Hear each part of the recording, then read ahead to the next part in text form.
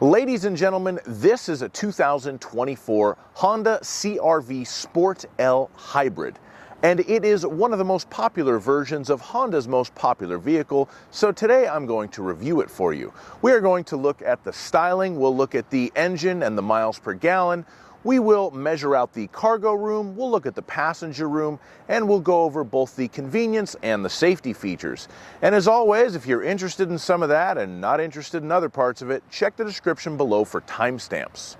So we'll start by talking about the styling, and on the new generation of Honda CR-V, Honda made a very interesting choice.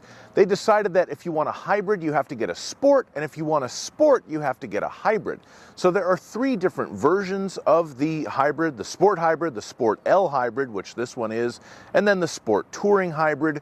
All of them come with a lot of the same exterior stuff. We have the gloss black accents on the grille and the lower front bumper. You have the gloss black wheels. They are slightly larger on the touring version, but this is what you get on the Sport or the Sport L. The gloss black mirror caps and the gloss black roof rails. So this kind of sporty look with the black trim on the outside has become very in vogue, especially with SUVs these days. And I think it's a bit of a strange decision that Honda limited it to the hybrid powertrain and also limited the hybrid powertrain to looking like a sport. So if you want a sport, you're getting a hybrid, and if you want a hybrid, you're getting a sport. It's not a bad looking SUV overall. I think the CR-V looks fine. It's not a beautiful car by any stretch of the imagination, but it certainly looks modern and presentable as far as SUVs go. They're all sort of relatively boring looking to me for the most part, but this one certainly doesn't offend, and I could see how somebody who really wants an SUV could enjoy the styling. And if you really like the black trim and everything else, you'll also be enjoying excellent fuel economy from the Sport Hybrid. Now we'll move on to the engine of the CR-V Sport Hybrid, and when you get the hybrid model, you do get a 2-liter gasoline engine, no turbo, 145 horsepower on its own, but with the help of the electric motor that comes up to 204 horsepower. It is a very refined hybrid powertrain, and I did drive a CR-V with the 1.5-liter turbo engine last year, and this one does feel a little bit peppier. I do like the feel of this particular powertrain more than the 1.5-liter. And of course, the fuel economy is a big bonus. On this front-wheel drive model, you get 36 miles per gallon in the city, 43 miles per gallon on the highway, and 40 combined. You do lose 2 to 3 miles per gallon if you move up to the all-wheel drive model. So if you need that all-weather traction, you're going to lose a little bit of fuel economy, but still very respectable. And when you get the Sport Hybrid CR-V, you do get the electronic CVT, the eCVT as Honda calls it. It's a very smooth transmission. It does its job well. You can move it down into the little B for braking if you want to recoup a little more kinetic energy off the road. And you have paddle shifters if you feel so inclined to use those. Of course, people always complain about CVTs, but I don't mind them, and I think it does work very, very well in this particular vehicle. And let's be honest, 97% of people who buy these don't know what a CVT is. They just put it in drive and go, and it will work perfectly for them, and they'll be very happy with their new CR-V CVT. Now we are going to measure out the cargo space, so we will open our power lift gate, get our laser tape measure, and do just that. The length from the rear of the cargo area to the back of the back seat with the seat up, 3 feet. The width of the cargo area at its absolute widest point in between that and that, 4 feet and 9 inches. It goes down probably to about 4 feet even if you measure it from here to here.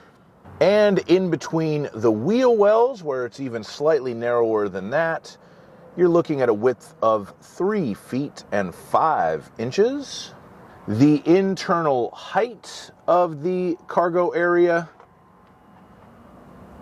2 feet and 11 inches.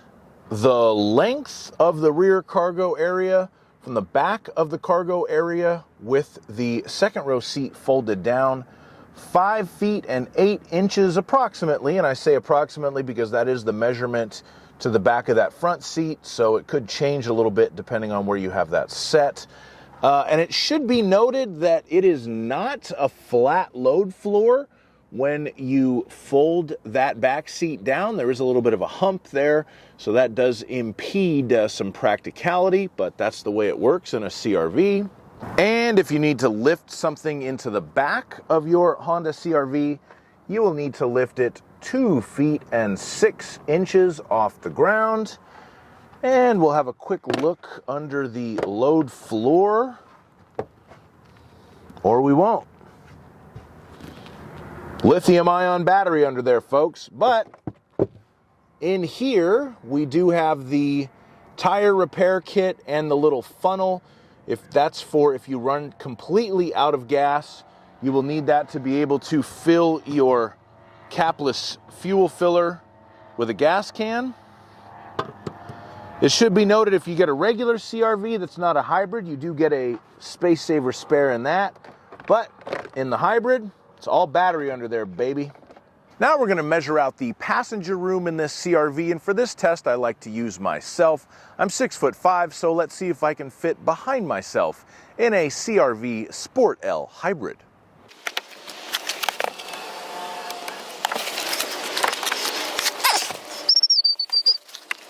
Okay, so as we can see in the front, I have my power passenger seat adjusted so that I have enough knee room and enough headroom. I can sit here comfortably. And if I get in the back,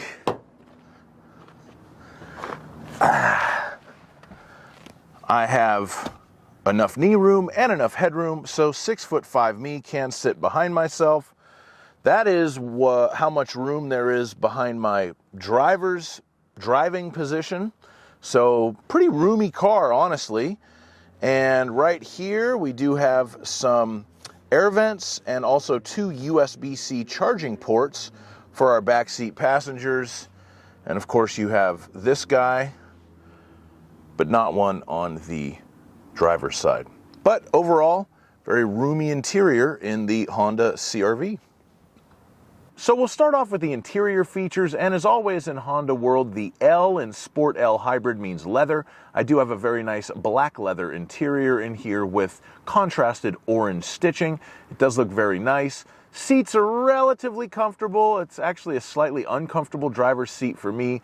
Not too bad, and normally I'm not that picky about these kind of things, but this one hasn't really been hitting me correctly in the day or so that I've been driving it, but your mileage may vary. I think most people find this to be a comfortable vehicle, but overall I do like the interior layout of the car. It is a very nice place to spend time. Very reminiscent of my own 2023 Acura Integra A-Spec Tech. A lot of the same features and layout in here as I have in my Integra. One of those same features would be the larger 9-inch touchscreen, which includes wireless Apple CarPlay and Android Auto. That is part of the Sport L package. You also have wireless phone charging. I have a USB-C port for fast charging and also a USB-A port to charge my devices up front. We have dual zone automatic climate control with heated front seats. We have the leather on the shift knob and the steering wheel, again with the contrasted orange stitching. That looks very nice as well. And we have a 320-watt audio system with satellite radio. If you move up to the Touring, you can get a premium Bose audio system, but the stereo in this car does sound pretty good, so this may work just fine for you if you're looking for a nice stereo. We also have a power moonroof. And one thing I'd like to point out is this does include an auto-dimming rearview mirror, no flippy tab here. It's been kind of bothering me lately with some of the new cars I've driven. They have the flippy tab old school rearview mirror on a car with like above a 30,000 MSRP. Seems a bit much to me, but we have the auto-dimming mirror here in the CR-V Sport L Hybrid, so kudos to Honda for including that. Now we will move on to the safety features, and of course this car has the full suite of Honda sensing safety features as standard. So we have the collision mitigation braking system. That is the automatic braking in the front. It will alert you if a vehicle stops short in front of you, and it can apply the brakes to try to prevent an accident as well. We have the road departure mitigation system. If the car's camera can read the lane lines, you can set that to either shake the steering wheel or beep at you to tell you to stay in your lane if you are departing it. We have the blind spot information system with the cross traffic monitor. That's the little orange lights in the rear view mirrors that will light up if there's a car in your blind spot.